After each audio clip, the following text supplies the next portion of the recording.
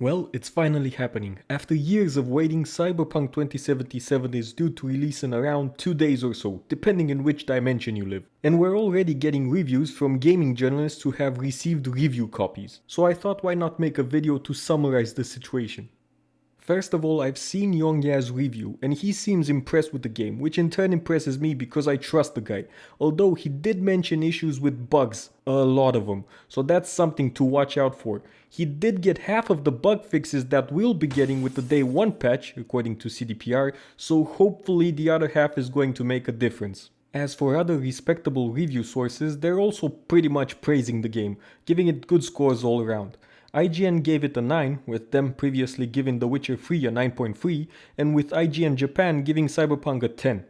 Now this brings me to the first issue with these reviews. You see, IGN being a big gaming reviewing platform has multiple reviewers, and obviously we're getting reviews from multiple people with different levels of experience and different interests, legit ones or otherwise. And that's an issue. People need to build a rapport with the reviewer in order to trust them.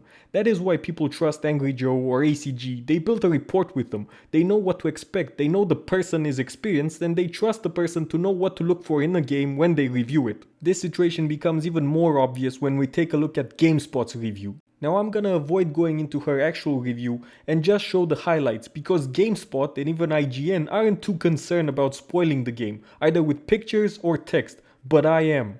This review is written by Kali Plagius. Jesus, I apologize for that. I'm horrible with names. Now going into her history, her interests don't seem to align with Cyberpunk or CDPR or Witcher or RPGs or anything of the sorts. Her interests clearly seem to lie somewhere else, and in my opinion she's not the right person to review an open world RPG. No offense to her, I'm sure her articles are great, but there's a right person for every job and she clearly wasn't the right one for this one. Personally, I'm great at Western RPGs. I could probably write you decent reviews of such games because I know what to look for in them, like choices, dialogue trees, story, characters, builds, items, options, accurate depictions of time periods, all of that. And most importantly, I know the audience of RPGs. I know what gamers look for in an RPG because I am one of those gamers. But if you put me to review Animal Crossing, I'll suck bricks. Even if I like the game, which I probably would since I do like to relax from time to time and just mellow out, but I won't be able to accurately represent the game's ups and downs in a meaningful way. Turn it, my lady. Or at least not to the extent that someone who's spent hundreds of hours in such games and knows the audience and knows what to look for in those games. She would probably do a much better job at that than me, and the Spaceballs girl would probably do an amazing job. Going back to her review, she spent only 50 hours. Now that might sound like a decent amount for some people, but it's really not for a massive open world, and especially not when that game is also an RPG. When I reviewed Valhalla, I spent like 70 hours and I still felt like I needed to put more time in it. I made the review because I didn't get a review copy, and if I waited any longer to make it, it would have probably been too late. It was already too late in my opinion, but that's how it goes. If you don't get review copies and if you actually care about the game, it's gonna take a while. If I would have spent just 50 hours on it, I wouldn't have been able to gauge it at all. And that's not just me. Take for example Kevin over here. Hello.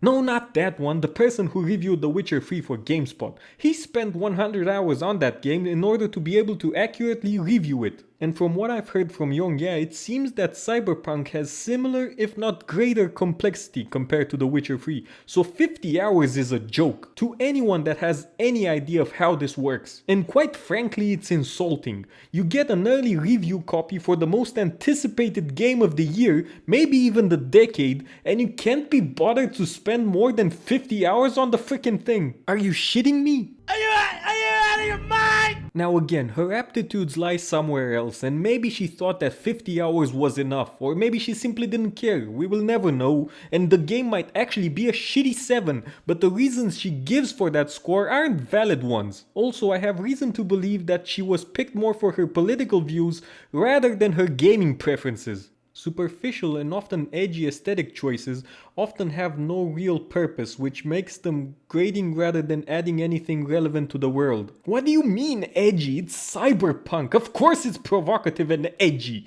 What the hell are you talking about, woman?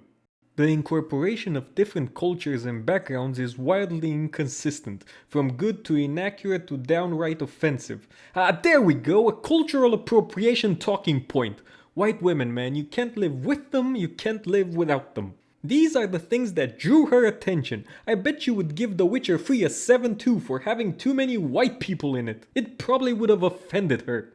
I bet she was specifically picked for her stand on these sort of things and her political views.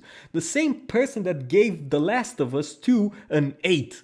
Face it, the damn Witcher medallion was burning a hole in my shirt. And for the most part, people seem to agree that this review is a joke. However, there are some that would crawl over broken glass just to defend her. Like this dude over here. Yeah, different opinions are really valuable, especially when they come from demographics who usually enjoy different games. Do you see the language he's using? Demographic. What demographic is that, sir? And in their head, they just start concocting this evil statement. Totally designed, this desperate Hail Mary attempt.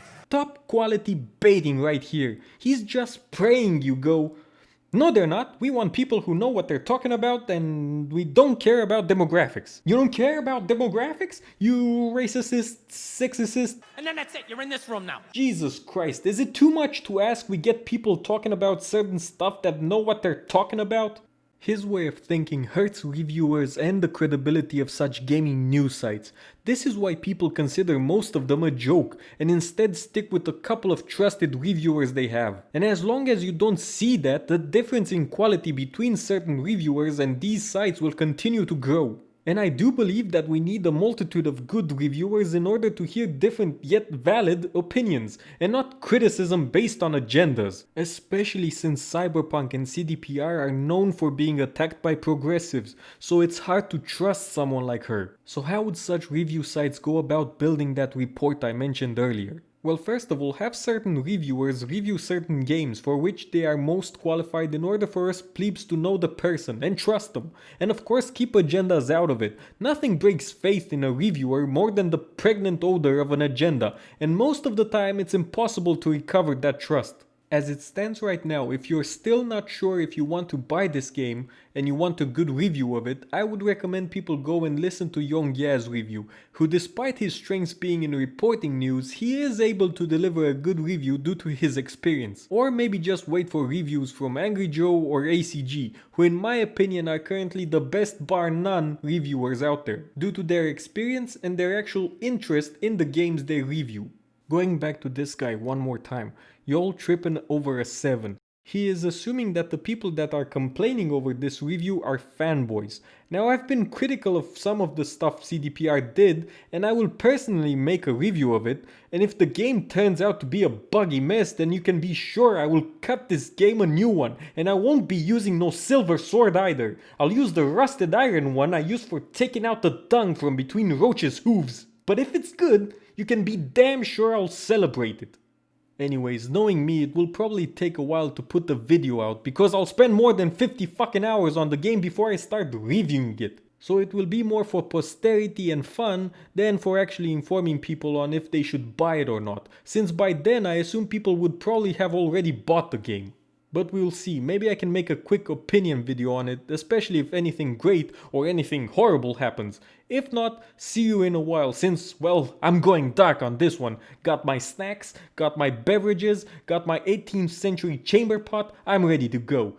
Anyways, thank you for watching, please consider subscribing and leaving your thoughts down below, and as always, have a nice day.